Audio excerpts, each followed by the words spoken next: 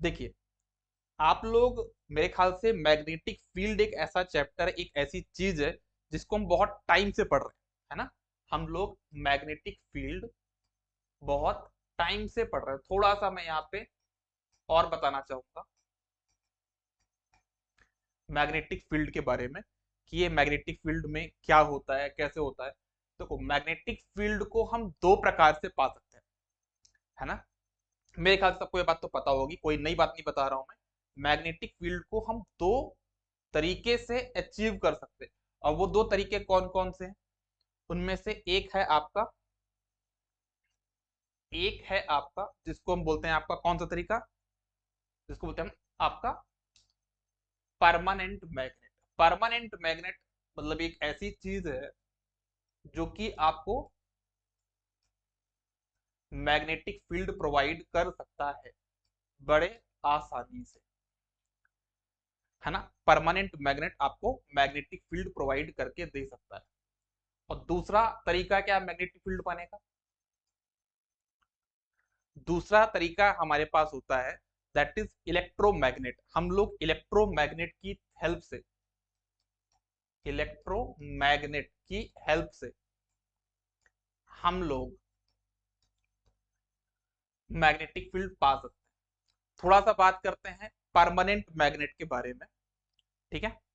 तो अगर हम परमानेंट मैग्नेट की बात करते हैं, ठीक है ना, तो परमानेंट मैग्नेट में कुछ प्रॉब्लम्स हैं। क्या प्रॉब्लम है? प्रॉब्लम क्या है इसमें? जो सबसे बड़ी प्रॉब्लम वो है क्या? एजिंग। पुराना होने पे फील्ड की स्ट्रेंथ कम होती जाएगी, है ना। एजिंग का प्रॉब्लम आपको देखने को मिलेगा कहां पे? आपके परमानेंट मैग्नेट पे। ओके। इलेक्ट्रोमैग्नेट क्या होता है? इलेक्ट्रोमैग्नेट एक ऐसी चीज है कि आपके पास क्या हो, एक कॉइल हो, करंट पास करो, मैग्नेटिक फील्ड बना के दे देगा आपको। कितनी आसान चीज है ना, कि अगर आपको मैग्नेटिक फील्ड चाहिए तो आप इलेक्ट्रोमैग्नेट का यूज कर सकते हो। मतलब कि आप एक कॉइल लो, क्या लो? कॉइल। और कॉइल में क्या पास करो? करंट। तो आपको क्या मिल जाएगा यहाँ पे? Magnetic field, right. तो दूसरी अप्रोच आपके पास मैग्नेटिक फील्ड की ये है। लेकिन इसी दूसरी अप्रोच को हमको थोड़ा सा एक्सप्लोर करना है। क्या करना है?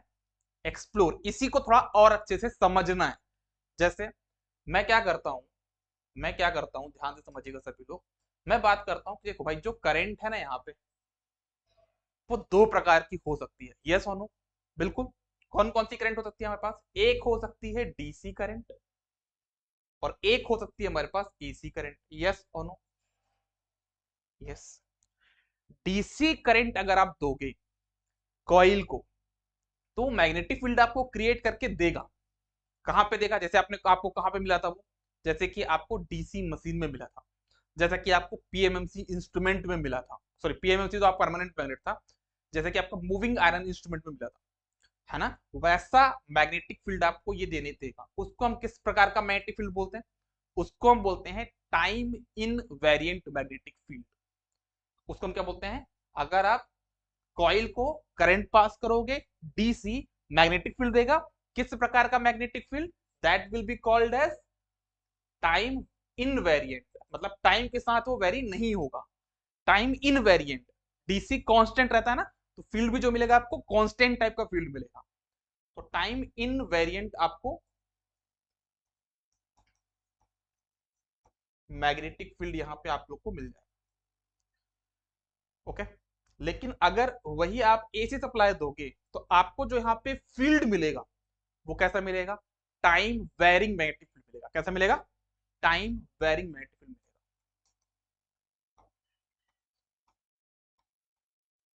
मतलब टाइम के साथ जो फील्ड अपना चेंज होता रहे, उसको हम बोलते हैं टाइम वेरिंग फील्ड। इतनी कहानी हमको पता थी। जितनी भी चीजें मैंने अभी आपको बताई ना, इसमें से कोई भी एक चीज नहीं थी जो कि इंडक्शन मोटर में हो। इंडक्शन मोटर में क्या होने वाला है मैं आपको बताता हूँ। देखो, इंडक्शन मोटर में हम क्या करते हैं? हम लेते हैं तीन कॉइल। कितनी कॉइल?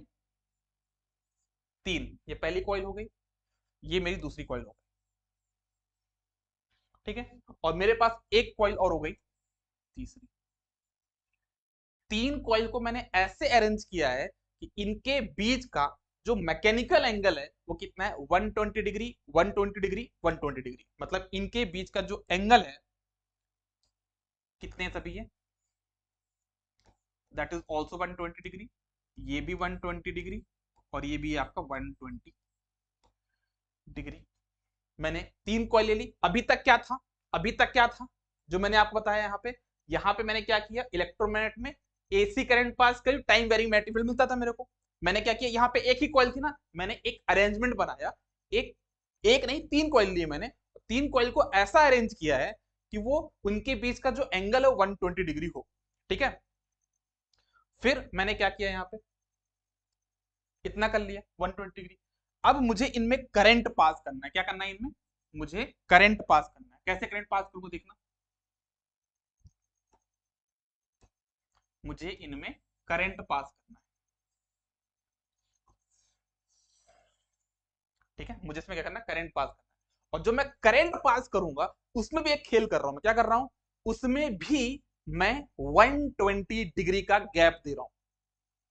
क्या कर रहा हूं मैं, उनमें भी 120 डिग्री का फेस डिफरेंस है। जैसे मान लो अगर आप यहां पे करंट पास करते हो, I am sign omega T, ठीक है।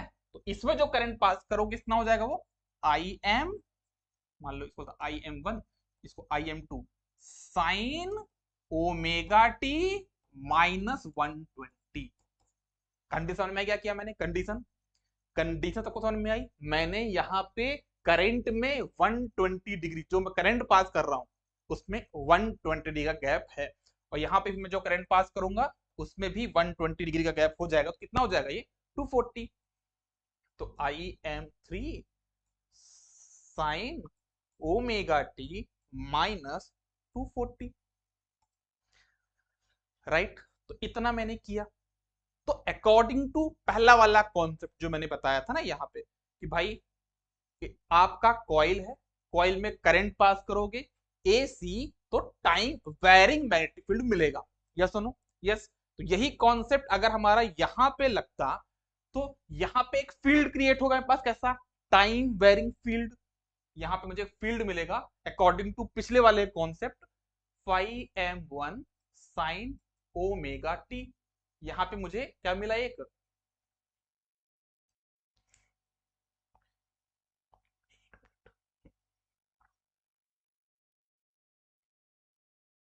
हाँ, यहां पे मुझे क्या मिलेगा, साइन ओमेगा टी, एक फील्ड मिला जो कि कैसा फील्ड है, टाइम वेरिंग, जो मैंने थोड़ी देर पहले आपको बताया।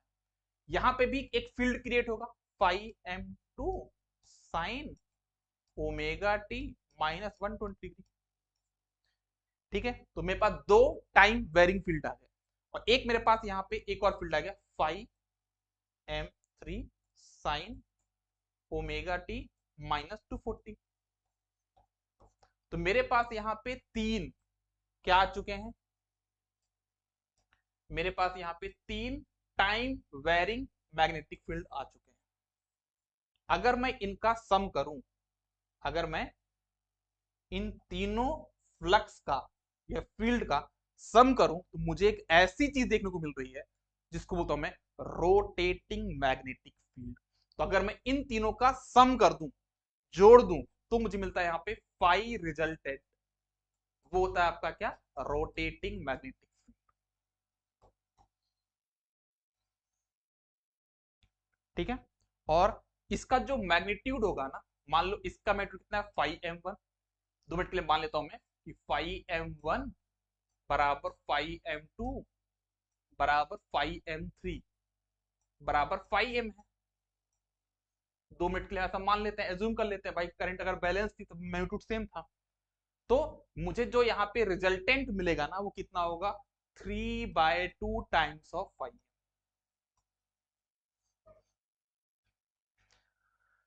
तो मैग्नेटिक फील्ड के बारे में कुछ पता चला आप लोगों को, क्या क्या बताया मैंने,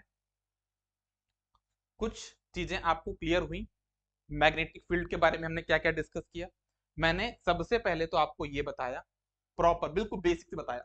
मैग्नेटिक फील्ड पाना है, दो तरीके हैं। सबसे पहला तरीका मुझे लगता है कि आज की क्लास में, आज की डेट में KG1 के बच्चे को पता होगा। क्या पता होगा? एक मैग्नेट लो, उसका एक फील्ड होता है ना? तो वही होगा एक परमानेंट मैग्नेट लो, उसका क्या होगा? एक मैग्नेटिक फील्ड क्रिएट होगा। लेकिन उसमें प्रॉब्लम यही है कि उसमें एजिंग इफेक्ट देखने को मिलेगा। जितनी स्ट्रेंथ से आज जो मैग्नेट को अट्रैक्ट कर रहा है, 10 साल बाद उसी स्ट्रेंथ से नहीं कर पाएगा। तो ये इसकी सबसे बड़ी प्रॉब्लम है। हमने इलेक्ट्रोमैट, देखो दूसरी बात है कि कॉस्टली भी होते हैं ना, इसको हम हर जगह लगा भी नहीं सकते, बहुत सारे डिसएडवांटेजेस। मैंने तो सिर्फ आपको एक ही पॉइंट बताया। इलेक्ट्रोमैग्नेट में क्या होता है कि हम एक कॉइल लेंगे, करंट पास करेंगे, मैग्नेटिक फील्ड मिलेगा, इतना हमको पता था। फिर तो हमको समझ में आया कि भाई करंट तो दो प्रकार की होती है, डीसी और एसी। डीसी करंट पास करेंगे तो हमको फील्ड मिलेगा। कैसा फील्ड मिलेगा? उसको हम बोलते हैं टाइम इनवेरिएंट मैग्नेटिक फील्ड, जैसा कि आपको मूविंग आयरन इंस्ट्रूमेंट पे देखने को मिला था। ठीक है। फिर आपने करंट को कर दिया मान लो एसी, सिंगल फेस। क्या किया आपने यहाँ पे? Single phase. आपने सिंगल फेस एसी दिया, फील्ड क्रिएट हुआ, लेकिन फील्ड कैसा हुआ? टाइम वेरिंग फील्ड आपको क्रिएट वहां पे देखने को मिला। लेकिन अब आपने क्या किया? आपका काम तो टाइम वेरिंग से भी नहीं चल रहा था ना, आपको चाहिए था रोटेटिंग मैग्नेटिक फील्ड। उसके लिए हमने एक अरेंजमेंट बनाया। क्या किया? जो सिंगल फेस के थे ना, एसी देने पे मैग्नेटिक फील्ड जो क्रिएट हो रहा, टाइम वेरिंग मैग्नेटिक फील्ड, उस प्रकार के मैंने 3 कॉइल लिए। तीनों कॉइल को मैंने 120 डिग्री से डिस्प्लेस किया। उसमें मैंने करंट भी पास करी एसी, और जो एसी करंट पास करी उसमें भी 120 डिग्री का मैंने फेस डिफरेंस रखा। तो मुझे